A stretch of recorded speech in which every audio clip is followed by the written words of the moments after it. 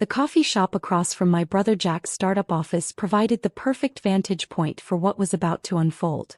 I watched as his employees filed into the converted warehouse space, carrying their artisanal coffees and sharing laughs about their latest innovation. My innovation, actually. 6 months ago, I'd made the mistake of sharing my business plan with my family over dinner. A revolutionary logistics platform that could transform small business shipping. I'd spent 2 years developing the algorithm, perfecting the user interface, preparing for launch. Jack had smiled that practiced Silicon Valley smile and said, "Sounds interesting, sis." 2 weeks later he'd launched Fast Track Logistics. My exact concept, down to the color scheme I'd designed. My phone buzzed with a text from him. "Hey Sarah. Guess what? Just closed another round of funding. $5 million. Thanks again for the $1 million idea."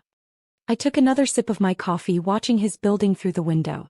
The historic Bradford building, prime Silicon Valley real estate, recently sold to an anonymous investment group. My investment group. Ms. Chen. My assistant's voice came through my earpiece. The property management team is in position. Should we proceed with the notices? Wait for it, I replied, checking my watch. Jack always arrived at 9:15, making a show of his fashionably late CO entrance. Right on schedule, his Tesla pulled into his reserved spot. He stepped out, adjusting his Patagonia vest, the unofficial uniform of tech bros who built their success on stolen ideas. "Now," I instructed. I watched through my phone's live stream as property management representatives entered the building's lobby. They moved efficiently, posting notices on every floor, while a process server waited by Jack's office. My phone buzzed again. "Jack, Sarah. You'll never believe it. Some startup accelerator wants to feature Fast Track as a breakthrough innovation. Want to come to the photo shoot? You can see how a real entrepreneur operates."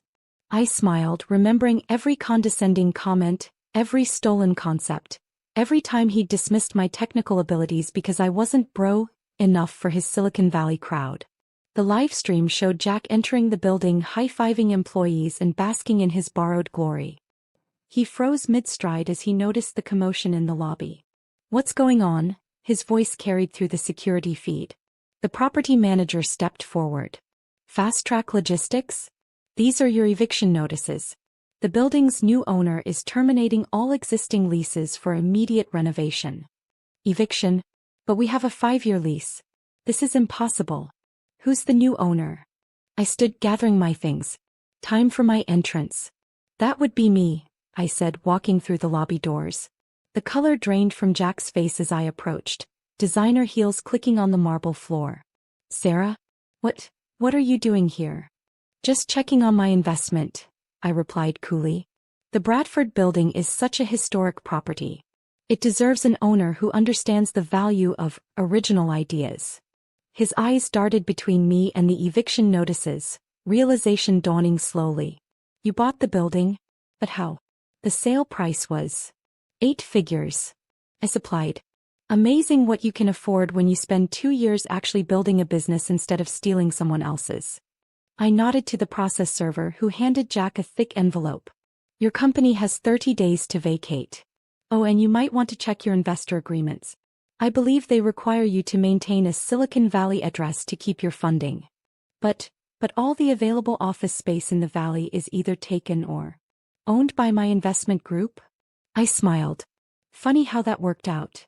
Because sometimes the best revenge isn't just buying your brother's building. It's watching him realize that while he was busy stealing your idea, you were quietly acquiring the very ground beneath his feet. And as I watched his perfectly crafted CEO facade crumble, I couldn't help but think that some lessons in innovation require a real estate empire to teach. "Oh, and Jack," I called as I turned to leave. "Thanks for being so predictable. I knew you'd choose this building. It's exactly the one I would have picked for my company. You know, the one you stole. Because revenge, like real estate, is all about location, location, location." 3 months after serving the eviction notice, I stood in my newly renovated office, watching the last of Fast Track's employees clear out their desks. Jack's revolutionary startup had imploded spectacularly, taking his reputation and Silicon Valley dreams with it. The tech press had been merciless. Fast Track's fatal flaw, built on stolen innovation, Silicon Valley's real estate chess master. How Sarah Chin checkmated her brother. From theft to bankruptcy. Fast-track 6-month fall. My phone buzzed with the usual family drama. Mom, Sarah, your brother's devastated. Dad, his investors are suing him. Various relatives, can't you help him? He's family. I smiled grimly, remembering their silence when Jack had stolen my work. Family loyalty only seemed to matter when he was the one suffering. Miss Chin. Rachel entered with the morning reports. The final analysis of Fast Track's collapse is ready. You'll want to see these numbers. The report detailed the complete unraveling of Jack's stolen empire. $5 million in lost investor funding, 47 employees now jobless, and a growing list of lawsuits from clients who'd prepaid for services they'd never receive. Have you seen his latest LinkedIn post? Rachel asked, pulling up the screen. There it was, Jack's attempt at damage control, stepping back from Fast Track to explore new opportunities. Excited for the next chapter.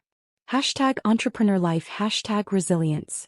Send him our legal team's cease and desist letter, I instructed. The one prohibiting him from using any part of my algorithm in his next chapter. Already done. Also, his attempted stealth startup registration was just rejected. Apparently, the state has some concerns about his previous business practices. My office door opened, revealing my parents, both looking significantly older than they had 6 months ago. Sarah, Mom began, her voice trembling. We need to talk about your brother's future. His future. I raised an eyebrow. Like when you told me to think about my future after he stole my work. What was it you said? He has more business experience anyway? Dad stepped forward, his usual authority diminished. We know we handled it badly. But destroying his career. He destroyed his own career. I cut him off, pulling up the evidence on my screens. Every investor presentation where he claimed my work as his own. Every interview where he talked about his breakthrough algorithm. Every pitch where he sold my 2 years of work as his sudden inspiration.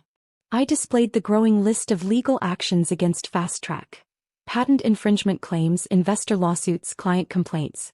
Jack didn't fail because I bought his building, I continued. He failed because he thought stealing an idea was the same as building a business. Rachel appeared with more updates. The venture capital firms have completed their audit. They're demanding full repayment of their investments, citing fraudulent representation.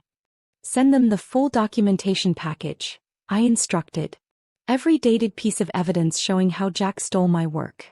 Let them decide if they want to pursue criminal charges. Mom gasped. Criminal charges? Sarah, you can't. Actually, I can, I interrupted. And I'm not the one doing it. The investors Jack defrauded are making that decision. Turns out, Silicon Valley doesn't like it when someone steals intellectual property and presents it as their own. My screens filled with more headlines. Fast Track CEO faces criminal investigation. Tech's cautionary tale. How IP theft killed a startup. Valley's new power player. Sarah Chen's empire expands. You know what the real irony is? I asked, turning to my parents. If Jack had just asked to collaborate, I would have shared the success. But he chose to steal instead, thinking I wouldn't fight back. Dad tried one last time. He's still your brother. Yes, I agreed. And now he's learning what that should have meant. Loyalty goes both ways, Dad. Something this family seems to have forgotten. My phone lit up with another update. Jack's attempts to register new business entities had been flagged by our monitoring system.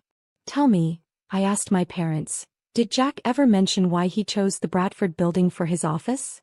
They shook their heads. Because it was the exact location I'd scouted for my company launch. He didn't just steal my idea. He took everything I'd planned, right down to the office space. I smiled coldly. He just didn't expect me to own the building before he could buy it. Rachel appeared with fresh reports. The renovation plans are ready. Should we proceed with converting the space for your company's launch? Yes, I nodded. And make sure the new signage is visible from Jack's old parking spot. I want him to see my original company name on the building he thought would house his stolen version. Because sometimes the best revenge isn't just exposing a theft. It's building something so successful that the thief has to watch from the sidelines. The tech press was already buzzing about my company's upcoming launch. The same journalists who'd praised Jack's innovation were now writing about the true visionary behind the algorithm. My phone buzzed one final time. Jack, I'm sorry. I should have never stolen your idea. No, I typed back, you shouldn't have. But thanks for teaching me a valuable lesson about protecting my work. And for being predictable enough to lease space in a building I could buy. Because in the end, the greatest victory isn't just reclaiming your stolen idea. It's building an empire so powerful that those who tried to steal your success have to watch you achieve it legitimately. As I prepared for my company's launch presentation, I caught sight of Jack through my office window, standing across the street, staring up at the building that had once housed his stolen dreams. Miss Chin. Rachel called. The tech reporters are ready for your interview. I smiled, straightening my blazer. Let's show them what real innovation looks like. Because sometimes success isn't just about having a great idea. It's about being smart enough to protect it, strong enough to fight for it, and patient enough to watch karma play out from the top floor of the building you bought. And as I watched my company's name being installed on the Bradford building's facade, I couldn't help but think that some lessons in entrepreneurship are best taught through real estate transactions. Especially when they involve evicting the brother who never thought you'd fight back.